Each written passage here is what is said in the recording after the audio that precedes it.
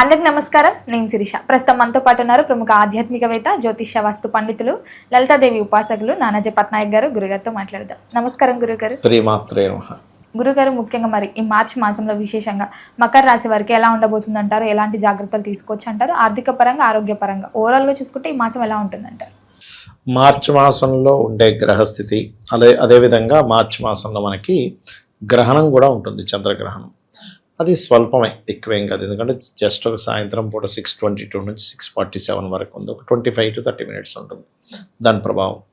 అయితే మిగతా గ్రహాలు, ఇప్పుడు రాస్యాధిపతి 3లో ఉన్నాడు మకరం వారికి, 2లో అంటే ధనస్థానంలో కుజుడు రాహువు, అండ్ 6వ స్థానంలో గురువు, అష్టమంలో కేతు ప్లస్ చంద్రుడు తిరుగుతూ ఉంటాడు, అండ్ 3వ స్థానంలో శనితో పాటు శుక్రుడు కూడా ఉన్నాడు.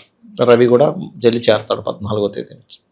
అయితే ఈ యొక్క గ్రహస్థితి మూలంగా కలిగే ఫలితాలు, తీసుకోవాల్సిన జాగ్రత్తలు ఏవైతే ఉన్నాయో చెప్తుంది నేనైనప్పటికీ చెప్పిస్తుంది సాక్షాత్ లలిత అమ్మవారిగా భావిస్తూ, ఫస్ట్ ఆఫ్ ఆల్ అష్టమ స్థానంలో గ్రహణం అనేటువంటిది న్యూట్రల్గా ఇస్తుంది ఫలితం, పెద్ద ఇబ్బంది ఏమి ఇవ్వదు. కాకపోతే కొంచెం రీసెర్చెస్ చేసే విషయంలోని యాన్సిస్టర్స్ ప్రాపర్టీస్ ఉంటాయి, తాతగారి ప్రాపర్టీ విషయంలో తొందరపాటు నిర్ణయాలు పనికిరావు. అండ్ అలాగే కొన్ని అకల్ట్ రిలేటెడ్గా కొన్ని విషయాలు తెలియడం కూడా జరుగుతుంది. ఈ చంద్ర అష్టమ స్థానంలో ఉన్నప్పుడు కొన్ని నిగూఢమైనటువంటి విషయాలు తెలియడానికి, అంటే కొన్ని సాధనలకి మంచిది అష్టమ స్థానంలో గ్రహణం అనేటువంటిది. అయితే వీరికి ఈ 2వ స్థానంలో అంటే ధనస్థానంలో కుజుడు రాహు ఉన్నందుకు ఇది ఆన్లైన్ రిలేటెడ్గా ధనయోగము, మిషనరీస్, చిన్న మిషనరీస్ అమ్మడం ద్వారా ధనయోగం వస్తుంది. కానీ ఇది కుటుంబ స్థానంలో ధనస్థానంలో ఈ కుజరాహులు ఉన్నందుకు చిన్న చిన్న విషయాలకే ధన విషయం మీద కుటుంబ సభ్యులతో కొంత ఘర్షణ వాతావరణం ఇస్తుంది. కాబట్టి ఆ యొక్క విషయంలో జాగ్రత్తగా ఉండాలి.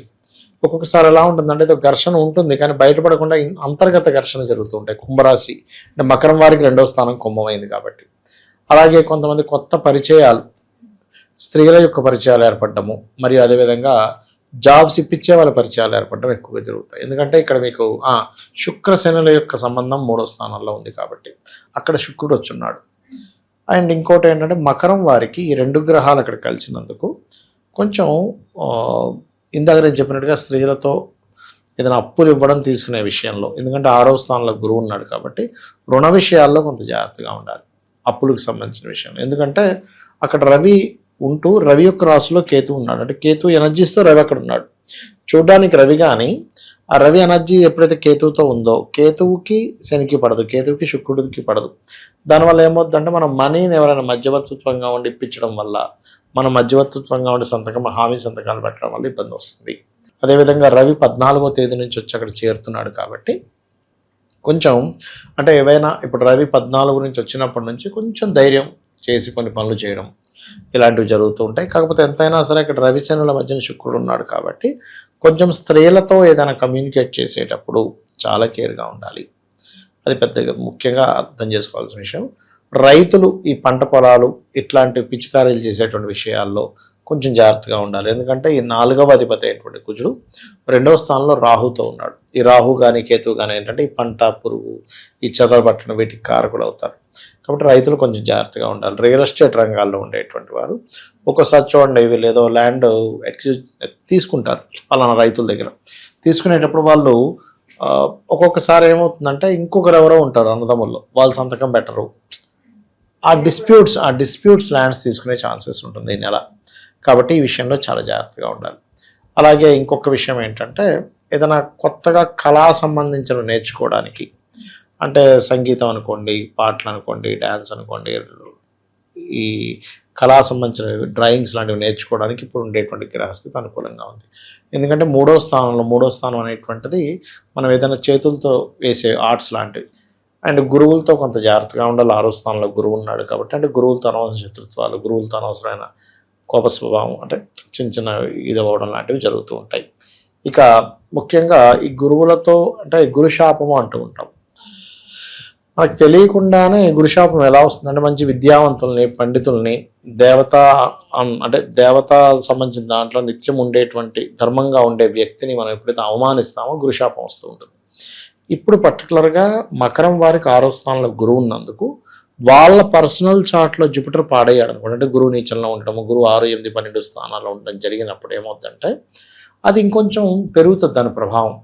అందుకని వీలున్నంత మట్టుకు ఇప్పుడు ఏం చేయాలంటే మీరు మీ ప్రవర్తనా విధానంలో కూడా గురువుతో మనం ఏదైనా అనవసరంగా ఏమైనా అతని ఆగ్రహానికి గురవుతున్నామా అటువంటి విషయాలు జాగ్రత్తగా ఉండాలి. కొంతమంది ఏం చేస్తారంటే ఏదో కామెడీ చేయడము, వాళ్ళని ఇబ్బంది పెట్టడం, వాళ్ళు నొచ్చుకుంటే మనకి ఇబ్బంది వస్తుంది. ముఖ్యంగా ఈ సాధనలు చేసే వాళ్ళు జోలికి అంత తొందరగా వెళ్ళకూడదు. అండ్ అట్లాగే ఇంకొకటి ఏంటంటే ఈ సప్తమ స్థానాధిపతే గ్రహణం పడుతుంది కాబట్టి పర్టికులర్గా వివాహ ఎంపిక చేసుకునే విషయంలోని మరియు అదేవిధంగా జీవిత భాగస్వామి లేదా పార్ట్నర్స్తో మనీ మ్యాటర్స్ విషయంలోని కొంత జాగ్రత్తగా ఉండాలి. ఉద్యోగ అవకాశాలు అయితే లభిస్తాయి, కాకపోతే ఉన్న ప్రదేశం కాకుండా ఇతర ప్రదేశాలకు మారడం వల్ల కొత్త ఉద్యోగ అవకాశాలు వస్తాయి. వీరికి దశమాధిపతి శనితో ఉన్నాడు కాబట్టి ఓం మాణిక్య మకుటాకార జానుద్వయ విరాజితాయ మహామంత్రం చేసుకుంటే అన్ని విధాలు మంచిది. గురుగారు విశేషంగా మరి మార్చి మాసంలో ఉగాది అనే పర్వదినం కూడా వస్తుంది కదా, మరి ద్వాదశ రాశుల వారికి ఎలా ఉంటుందంటారు? ఉగాది అనేటువంటిది ఏంటంటే అమ్మా, ఇది మనకి సంవత్సర ఫలితాలు చెప్పేటువంటి విషయంలో కొన్ని డిఫరెంట్ ఇవి ఏం చూసుకోవాలి ఉగాది నుంచి అని ఏలినాడు ఒకటి నడుస్తుంది. అందుకని ఏంటి, ఇన్వెస్ట్మెంట్ చేసేటప్పుడు ఎక్కువ తొందరపడి ఇన్వెస్ట్మెంట్ చేసుకోకూడదు, నిర్ణయాలు జాగ్రత్త తీసుకోవాలి. పంచమంలో కేతు ఉన్నందుకు లాభంలో ఉండే రాహు మంచివాడు. వీళ్ళు ప్రాపర్టీస్ కొనుగోలు చేయడం ఇట్లాంటి విషయాల్లో కొంచెం జాగ్రత్తగా ఉండాలి. అండ్ గురువు 2లో ఉన్నాడు, ధనయోగాన్ని ఇస్తాడు, అక్కడ ఇవ్వడానికి కాదు. కాకపోతే ఇక్కడ ఏంటంటే ఈ 2వ స్థానంలో ఉండే గురువు ధనాన్ని అదేవిధంగా డబ్బులు ఇస్తాడు, డబ్బుల మూలంగా చిన్న చిన్న కుటుంబ సభ్యుల మధ్య చిన్న చిన్న డిస్ప్యూట్స్ ఇస్తూ ఉంటాడు. ఇక్కడ భాగ్యస్థానంలో రాహు ఉన్నాడు కాబట్టి వీళ్ళెంత పితృకర్మలు చేసుకుంటుంటే అంత మంచిది. 9వ స్థానంలో రాహు కాబట్టి ఉద్యోగ అవకాశాలు అదేవిధంగా వస్తాయి, కానీ వర్క్ స్ట్రెస్ ఎక్కువగా ఉంటుందనే విషయం గుర్తుపెట్టుకోవాలి. 3లో కేతు మంచివాడే, కానీ కమ్యూనికేట్ చేసేటప్పుడు ఎలాంటి విషయాల్లో మనం కమ్యూనికేట్ చేసుకుంటున్నామని చూసుకోవాలి. అంటే అష్టమ రాహు ఉన్నాడు కాబట్టి వాహనం మీద వెళ్ళేటప్పుడు కాస్త స్లోగా వెళ్ళడం, ఉద్యోగం విషయంలో ఉన్న ప్రదేశంలోనే ఉండడం కాకుండా మార్పు కోసం ట్రై చేస్తూ ఉండాలి. మారితేనే వీళ్ళకి బాగుంటుంది. 2లో కేతు ఉన్నాడు కాబట్టి వీళ్ళకి ఏ రూపాయి వచ్చినా సరే ఒకసారి గణపతిని తలుచుకొని ఆ రూపాయి వినియోగించుకున్నట్లయితే ఇబ్బంది అనేటువంటిది ఉండదు. వీళ్ళు ఎంత ఆన్లైన్లో చేసే బిజినెస్ల వల్ల వీళ్ళు బాగా కలిసి వస్తుంది. అలాంటి బెట్టింగ్లు, గుర్రం పందాలు, క్రికెట్ బెట్టింగ్లు ఇవి కాదు, ధర్మబద్ధంగా వచ్చేటువంటివి. కాకపోతే కొంత రీసెర్చెస్ చేయడము ఇట్లాంటి వాటి మూలంగా కొంత ఇన్సూరెన్సెస్ కట్టాల్సినవి టైంకి కట్టాలి. అండ్ యాన్స్టర్స్ ప్రాపర్టీ విషయంలో కొంచెం జాగ్రత్తగా ఉండాలి. బట్ కొంచెం ఈ రీసెర్చెస్ విషయంలో కొంత జాగ్రత్తగా ఉండాలి. ఏలినాడు శని 2వ స్థానంలో జరుగుతుంది, సప్తమంలో కేతు ఉన్నాడు. మనకి ఈ ఉగాదికి ముందు రవిచంద్ర గ్రహణాలు కూడా కలిగాయి కాబట్టి వివాహ నిర్ణయాల విషయంలో జాగ్రత్తగా ఉంటే వీళ్ళ కొంచెం ఎంతైనా పంచమ గురువు కాబట్టి సంతాన ప్రాప్తది కూడా ఉంటుంది చెప్పాలంటే. కాకపోతే ఏలినాడు శని 2వ స్థానంలో ధనస్థానంలో జరుగుతుంది కాబట్టి కాస్త గోవులకి బెల్లం తినిపించడం చేస్తూ ఉంటే కూడా వీళ్ళకి ఫైనాన్షియల్ గ్రోత్ ఉంటుంది. ఏ రాశిలోనే వెళ్ళినాడు సరే కొంచెం వర్క్ స్లో అవుతూ ఉంటాయి, కొంచెం శ్రమ ఉంటుంది. శ్రమ ఎక్కువగా ఉన్నా కానీ వీళ్ళకి జాబ్స్ విషయంలో అది ఎదుగుదల కూడా ఉంటుంది. కాకపోతే ఏంటంటే వీళ్ళకి ఇన్వెస్ట్మెంట్ చేసేటప్పుడు కాస్త చూస్ చేయాలి, 12లో కొంచెం రాహుతో ఉంటుంది కాబట్టి. కాకపోతే విదేశాలకు వెళ్ళాలనే ప్రయత్నం మాత్రం ఫలిస్తుంది వీరికి. గురుగారు మొత్తం మీద ఈ మాసంలో మకర రాశి వారికి ఎలా ఉండబోతుంది, ఎలాంటి జాగ్రత్తలు తీసుకోవాలో తెలియజేసినందుకు ధన్యవాదాలు. శ్రీమాత్రే నమః.